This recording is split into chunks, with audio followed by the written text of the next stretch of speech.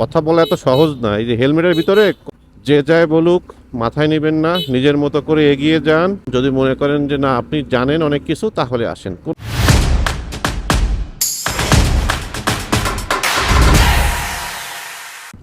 Hello, আসসালামু আলাইকুম viewer, সবাই কেমন আছেন? আশা করছি সবাই ভালো আছেন, সুস্থ আছেন এবং নিরাপদে আছেন। একটা কথা বলি, যারা মনে করেন যারা অনেক অনেক মানুষ আছে যারা অনেক অনেক ভিডিও করে, সারাদিন ভিডিও করে, অলওয়েজ ভিডিও করতেই থাকে, কিন্তু কোনো মাথা পর্যন্ত যেতে পারেন না। বিশেষ করে যারা মোটোব্লগ করেন তাদের জন্য আছে কিছু কথাবার্তা বলবো। আর যারা মনে করেন আমার কথা সহ্য করতে পারবেন না, তারা কি করবেন জানেন? ওই যে গাড়িতে কি লেখা দেখেন তো, আমি ফোকাস দিয়ে দেখা, ওই যে 100 গজ দূরে থাকুন। হ্যাঁ, সো আপনাদের ওই 100 গজ দূরেই থাকতে হবে।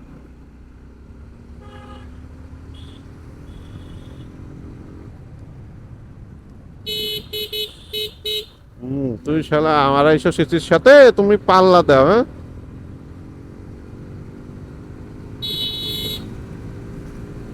খুঁজতে পাবি তুই, আমারে খুঁজতে পাবি?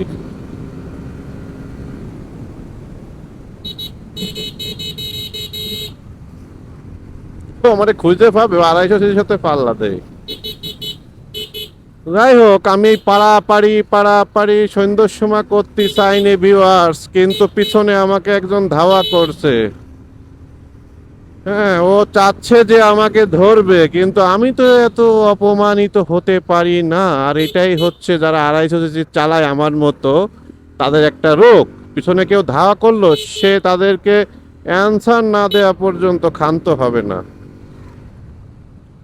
সো এটা একটা খুবই বাজে রোগ। যারা 250 গাড়ি চালান বাংলাদেশে, তারা এই পাট নিবেন না।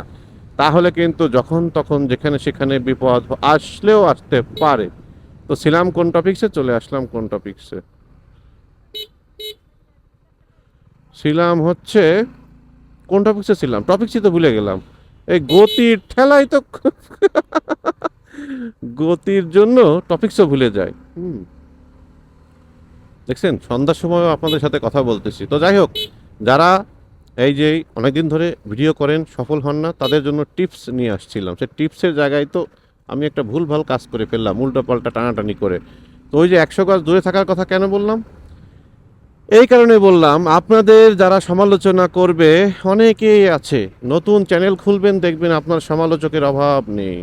বিশেষ করে মোটো ব্লগের কথা, এটা এই নিয়ে কেউ ভিডিও করতে যেন না ভাই। আমি তো করতেছি শুরু থেকেই, যার কারণে অভ্যস্ত হয়ে গেছি। যদি না করতাম তাহলে এই পর্যায়ে আসলে আসতামও না, আর আমার এখন এইসব ভিডিও করতে হতো না, মানুষের কথাও শুনতে হতো না। কিন্তু হয় কি, কাজ করি কি, অনেকে মনে করেন যে ফেসবুক থেকে কি মানুষ লক্ষ লক্ষ টাকা কামাই করে সংসার চালানোর জন্য করে? না, সেটা করে না। এই যে দুর্গাপূজার একটা পূজা মণ্ডপ, ওরে লাইটিং অসাধারণ, উৎসব মুখর পরিবেশে চলছে পূজা পার্বণ। এই যে একসাথে কাপল সবাই ঘুরতেছে আর কি, দেখে খুব ভালো লাগে। তো যাই হোক, সমালোচনা আপনাদের যদি গায়ে যদি মনে করেন না মাখতে পারেন, তাহলে আপনাদের জন্য ইউটিউব ফেসবুক না। যারা ধ্যাতলা বুঝেন, ধ্যাতলা বাংলা কথায় ধ্যাতলা হতে হবে। এখানে মানুষজন গালাগালি করবে, এর বাচ্চা ওর বাচ্চা কত কি, বাপ মাকে ধুয়ে দিবে। আরে দেখ না রে ভাই, কথা বলার একটা ক্যাপাসিটি আছে, কথা বলে দেখাক না কেমন লাগে। কথা বলা এত সহজ না। এই যে হেলমেটের ভিতরে কথা বলতে গেলেও ঘেমে নিয়ে গরমকালে কি অবস্থা হয় জানেন? শার্ট ভিজে যাচ্ছে, হেলমেটে মাথা চুল টুল সব ভিজে যাচ্ছে, তারপরেও কথা বলতেছি। এর একটা নেশার মতো। আপনি যখন সিগারেটের নেশা যেমন, মাদকের নেশা যেমন, ঠিক সেরকম আমি বলবো ব্লগিংও একটা নেশা। এই নেশা একবার যে পড়ছে, সে আর উঠতে পারে না সহজে। আর যদি একবার ভিউ বেশি হয়ে যায়, দেখা যাচ্ছে মোটামুটি সাবস্ক্রাইবার বেশি, ভিউ বেশি, তাহলে তো তাদের মাথা নষ্ট। আর মনে করেন অন্য কোনো কিছু ভালো লাগবে না, মনে হবে কখন ভিডিও করব, আপলোড দিব, এই চিন্তা করবে।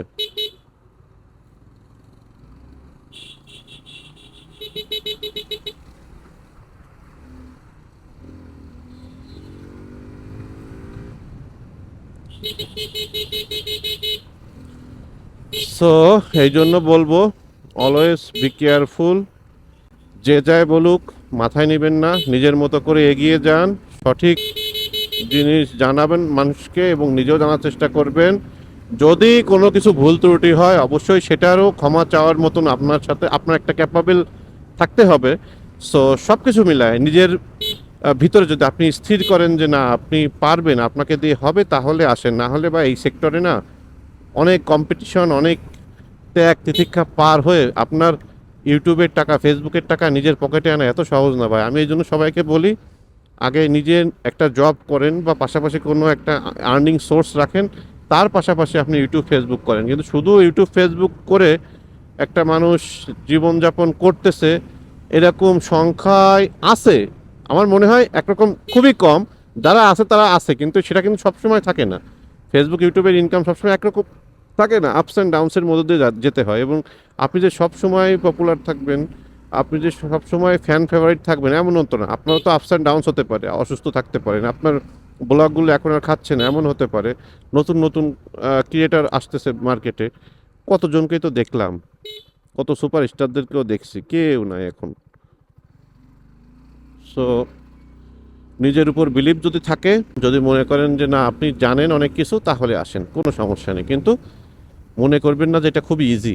আর মোটোব্লগ অনেক বেশি ইকুইপমেন্ট লাগে, বিশেষ করে ভালো মাইক্রোফোন, ভালো ক্যামেরা, তারপর ভালো মাউন্ট, ভালো হেলমেট, অনেক কিছুর সাথে সম্পর্কিত। ইভেন বর্তমানে একটা জিনিস খেয়াল করছি, ভালো বাইক না থাকলেও সমস্যা।